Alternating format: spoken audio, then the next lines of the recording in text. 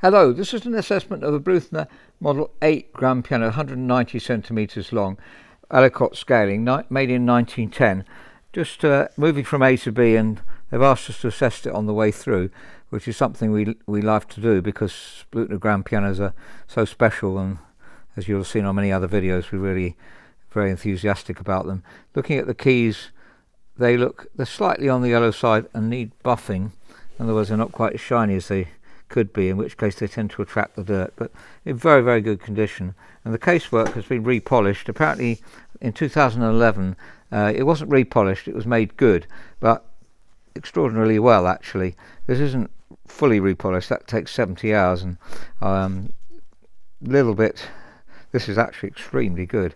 I was really surprised to see how excellent this is. So perhaps it was repolished previously, and the person who's repolished it since has done an extremely good job. They made good apparently matching it in. So the legs are very integral too. Legs on grand pianos are very often a lot darker than these are. Very nice colour. The top lid is perhaps a bit reddish, more reddish than we would normally try and do it, and also try and bring out a little bit more grain contrast. But I'm really being unnecessarily critical because it's very, very acceptable, very beautiful. And we'll just have a look at the long side too. Yeah, there's the long side. We do love repolishing these older Bluthner pianos. We're doing one at the moment actually, and we've already done so many of them, but it's very, very good condition indeed. Now the piano has previously been restrung, not in 2011 with the rest of the work. The tuning pins are reasonably tight. We would replace the rest plank, and in fact they were quoted to replace the rest plank. The owners previous to the person who bought this piano, I think it was their owners previous to that, they've changed a couple of bass string here. That was done in 2011 apparently, and but the rest of the tuning pins are quite tight. It's slightly 437, that's about 3 beats below concert pitch, or just round about that.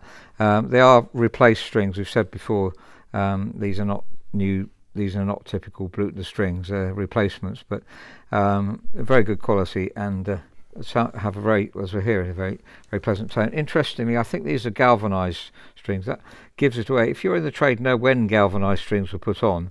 The idea is obviously to try and stop them oxidising, I presume. And some people say that galvanising means the tone isn't so good. That's a possibility, but the tone of this one, as we'll hear in a second, is very, very good. So encouraged by that. And it's Aliquot scaling. As you can see, the extra string on the top here is Aliquot scaling. Doesn't make a huge difference, if any. If you're in the trade, again, please do comment if you'd like to do that. But the frame looks good. Soundboard was cleaned up in 2011 too. I've got a spec of what happened to the piano then, and there's for sure. Now it's a bit dirty here, isn't it? But so I'm sure the person who restored it would have liked to have restrung the piano, redone the soundboard too. But there's no cracks in the soundboard. Let's listen to the piano, and before we look at the worksheet, just have a quick listen to the piano.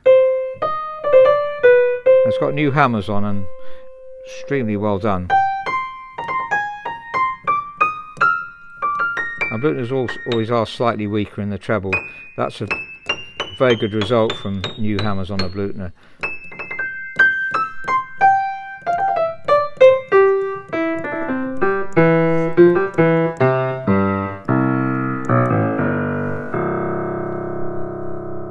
Very nice and warm, very similar to the original tone.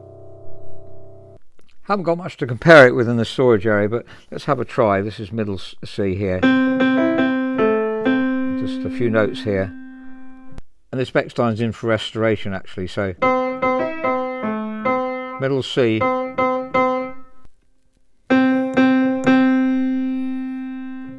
This is a client's Fatsa piano in transit.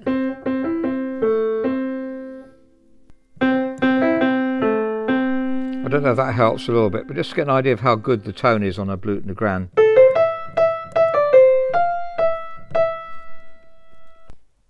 Now if we look at the action, this is a typical Bluthner patent action that we've seen many times before, unique to Bluthners, different from a normal action. We have got contrast, seen videos showing the contrast there. And new hammers here, and they're delightful hammers. I'm not quite sure who made them, there's no undercovering on these. Let's say Renner or Renner Arbel, and probably Renner, but I might actually ask if I can find out from the original the one who restored it in 2011, what hammers he put on. You can see there's no real sign of use at all, and the piano's gone flat, I think, since it was done, so it's got a bit stiff. And if we look at the keys here, they're stiff, and that's causing the action to be stiff. In fact, one of the notes is sticking, and that's the balance rail here needs lubricating. I think that'll cure it, actually. I don't think hammers are stiff. I don't think there's any other problem. So it's just the centre rail probably got a bit damp, just not doing anything and just sitting there and accruing a little bit of dampness. It's not damaged the piano, but it does mean the action doesn't play as it should. Oh, by the way, this new bass string was way out of tune when I came. There's slightly different sound from the one next to it. It's really hard to match, but actually it's a very good match. So it's very well done. There's also a treble string changed here. You can see that's not galvanised. Pin a bit further in if I want to be critical than I would like it to be, but it's a very good matching string, and matches well. And that was way out of tune too, so that's another indication it hadn't been tuned for many years. So that's the worksheet for the piano, history and comments, apparently owned by 3 families in its time. Polishing and action work done in 2011, very beautifully done. Very encouraged by seeing people in the trade doing things well. So at the top there was rosewood, sort of, that's the details of the piano. Legroom is good and pedals are good. 6.5 is fine. You could put low caster cups under if you wanted, but you don't really need more legroom than that unless you're really tall. And so lots of good stuff. But key dip, interesting enough, is a bit on the low side. I didn't mention that earlier. I have mentioned this before. Apparently Bluthner did set their key dip at, this is about 9.5, 10 in places, and it's a bit, as you can see, this is 11mm key dip gauge, so I usually put them at 11mm, and Bluthner's were lower originally, but low key dip, it feels strange. We're not used to that. Keyboards always have at least 11, sometimes up to 12, and therefore when it's very low it does feel unusual. If you're in the trade, I'd like to comment on that, but you'll find that most people in the trade have set it at 11 or a little bit more than it is, and then also there's no let off originally on Bluthner's apparently. What we mean by that is that the hammer just gets near the string and stops.